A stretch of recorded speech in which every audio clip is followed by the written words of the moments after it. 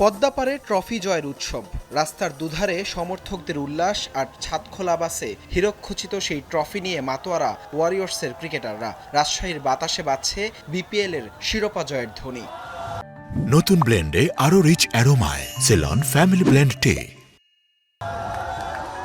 সোমবার সকাল 11:15টায় রাজশাহীতে পৌঁছান ক্রিকেটাররা সহ টিম ম্যানেজমেন্টের সদস্যরা। সেখানে আগে থেকে অপেক্ষা করছিল তাদের বহনকারী কাপ আইতেছে বাড়িতে লেখা বর্ণিল ছাদখোলা বাস।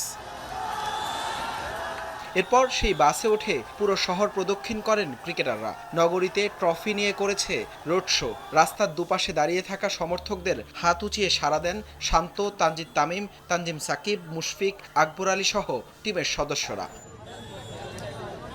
প্রতিটি মোড়ে মোড়ে চ্যাম্পিয়ন টিমের সদস্যদের বরণ করে নিতে দেখা গেছে ভক্তদের বাঁধভাঙা উচ্ছ্বাস। রোড শোর একটি অংশ হিসেবে রাজশাহী বিশ্ববিদ্যালয়ে গেলে সেখানেও দেখা যায় শিক্ষার্থীদের উন্মাদনা। সমর্থকরা বলছে, ওয়ারিয়র্সরা যে সুনাম বয়ে এনেছে তা রাজশাহীবাসীর জন্য গর্বের। জয়ের আনন্দ ভাগাভাগি করে নেওয়ায় তাদের আন্তরিক অভিনন্দন ও কৃতজ্ঞতা জানান ভক্তরা। সর্বসময় আমি খেলা দেখি, আর রাজশাহী বলতে তো কোনো কথাই হবে না। রাজশাহী আমি অনেক অনেক অনেক হ্যাপি, অনেক আনন্দিত, অনেক গর্বিত। আমি যদিও বা অন্য এলাকার, কিন্তু আমি এখানে থাকি, এখানে পড়াশোনা করি, তো অবশ্যই রাজশাহীর জয় মানে আমাদের জয়। সবাই খুব ভালো খেলেছে, তারপরে তামিম ভাই 100 করেছে, দেখে ভালোই লাগলো। তারপরে কাপ আসলো, মানে খুব আনন্দ ফিল হচ্ছে। সমর্থকদের মাঝে এমন দিনে গর্বিত বলছেন দলটির অধিনায়ক নাজমুল শান্ত। এদিকে রাজশাহীতেও বিপিএল আয়োজন করা উচিত ভাবনা মুশফিকুর রহিমের।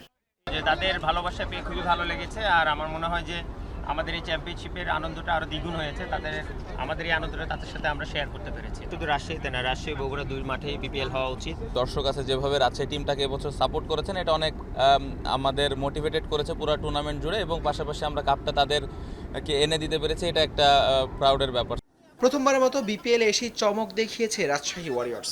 সেই বিজয়টা আলাদা করে স্মৃতিমধুর করে রাখতে রাজশাহীর হাজার হাজার সমর্থকের মাঝে একটা দিন পার করল ওয়ারিয়র্স। হাসান আল মারুফ, যমুনা স্পোর্টস।